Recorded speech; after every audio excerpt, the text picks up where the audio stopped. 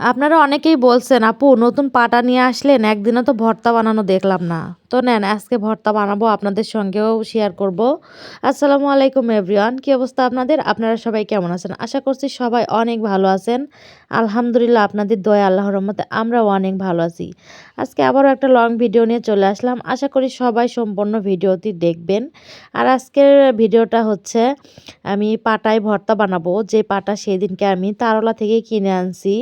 এই পাটা কেনার ভিডিও একটা আমি আপলোড দিছিলাম। সেখানে অনেক পরিমাণ ভিউ হয়েছে। তো ভাবলাম তাহলে আজকে ভর্তাটা বানাই। মানে ওই ভিডিওটা আপলোড দেওয়ার পরে আপনারা অনেকেই বলছেন যে, পাটা তো কিনলেন, ভর্তা বানাবেন কবে?" তো নতুন পাটা আজকেই আমি ভর্তা বানাচ্ছি। পাটা কিন্তু আমার আছে, বড় একটা পাটা আছে কিন্তু ওটা মনে হয় সিমেন্টের পাটা। কেন মানে ভর্তা বানাইলে ভর্তাটা খিসখিস করে। সেজন্য আমি ছোট্ট একটা পাটা কিনে আনছি ভর্তা বানানোর জন্য। তো যাই হোক আজকে এই ভর্তাটা মানে ভাজা মানে যখন আমি ভাজতে গেছিলাম তখনই আমার গ্যাসটা শেষ হয়ে গেছে। পরে মাটির চুলায় গিয়ে ভর্তাটা ভেজে নিয়ে আসলাম। আর এসে তো ভর্তাটা বানাচ্ছি। ভর্তাটা কিন্তু আমি কাঁচা মরিচও দিছি, আবার শুকনো মরিচও দিলাম। মানে ২ টা মরিচ দিলেই ভর্তাটা খেতে অনেক মজা লাগে। তো যাই হোক এই তো দেখেন আমার ভর্তা বানানো হচ্ছে এইদিকে। আমি এখানে ছাঁচি লাউয়ের খোসা দিছি, কয়েকটা আলু দিছি, কাঁচামরিচ, মানে রসুনের পাতা যেগুলো লাগে আর কি, আদা। আদা ছাড়া তো ভেজে ভর্তা একদমই মজা লাগে না। তো আদা দিছি। দিয়ে আমি এই তো ভর্তাটা বাটা হয়ে গেছে আমার। পরে লবণটা একটু দেখলাম, লবণটা একটু কম হয়েছিল। সেজন্য আবারও একটু লবণ দিলাম। তো লবণ দিয়ে আমি ভর্তাটায় তো একটু মাখায়া তুলে নিব। নেওয়ার পরে আমি পাটাতে ভাত মেখে খাবো। এই পাটাতে ভাত মেখে খেতে আমার কাছে যে এত ভালো লাগে।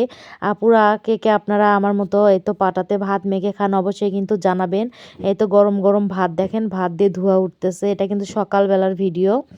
আমি সকালবেলায় তো রাইস কুকারে গরম ভাত রান্না করছি। আর এই যে ভাতটা দিয়ে পাটায় আমি ভর্তা দিয়ে তো ভাতটা এখন মুছে খেয়ে নেব। আর এই পাটায় মাখা ভাত আমার কাছে খুব ভালো লাগে। আমার ছেলেটাও অনেক পছন্দ করে। তো আমার ছেলেটা কিন্তু আমার পাশেই দাঁড়িয়ে আছে। তা আমাকে বলতেছে, "তাড়াতাড়ি আমার মুখে ভাত দাও মা, তাড়াতাড়ি ভাত দাও, ভাত খাবো।" তো আমি বলতেছি, "দাঁড়াও ভাতটা একটু মাখাই।" মানে ভাতটা অনেক গরম, দেখতেই পাচ্ছেন ভাত দিয়ে কিন্তু ধোঁয়া উঠতেছে। তো ভাতটা অনেক গরম, আমি মাখতে পারতেছি না ভালোভাবে।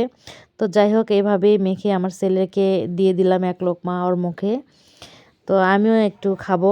মানে পাটায় ভাত মেখে খেতে কিন্তু অনেক মজা লাগে। আমি একটা আপুর ভিডিও দেখি। আপুটা বাইরের দেশে থাকে। ওই আপুটা সবসময় এই যে পাটাতে ভাত মেখেই খায়, ভর্তা বানায় সবসময়। উনি ওই ভিডিওটাই বেশি দেয়।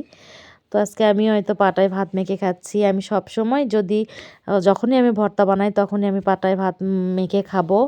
তো সব ভিডিওতে দিই না। আজকে একটু দেখালাম। তো ভর্তা দিয়ে ভাত মাখছি। ভাতটা কিন্তু অনেক মজা। আমার রিঅ্যাকশন দেখেই কিন্তু বুঝতে পারতেছেন। তো যাই হোক সবাই ভালো থাকবেন, সুস্থ থাকবেন। আর এরকম পাটায় ভাত কে, কে খান অবশ্যই সেটা জানাবেন।